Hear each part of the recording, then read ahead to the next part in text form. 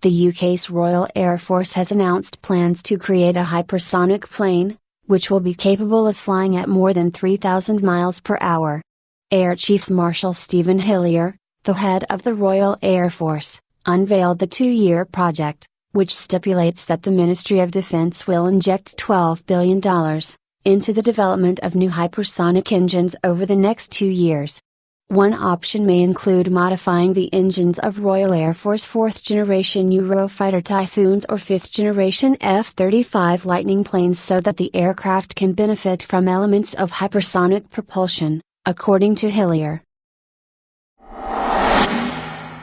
A U.S. warship on Thursday destroyed an Iranian drone in the Strait of Hormuz after it threatened the ship, U.S. President Donald Trump said.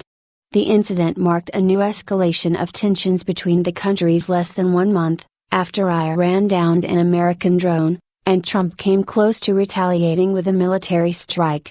In remarks at the White House, Trump blamed Iran for a provocative and hostile action and said the U.S. responded in self-defense. He said the Navy's USS Boxer, an amphibious assault ship, took defensive action after the Iranian aircraft close to within 1,000 yards of the ship, and ignored multiple calls to stand down. The Pentagon said the incident happened at 10 a.m. local time Thursday, in international waters while the Boxer was transiting the waterway to enter the Persian Gulf. Iran's Foreign Minister, Mohammad Javad Zarif, told reporters as he arrived for a meeting at the United Nations that we have no information about losing a drone today.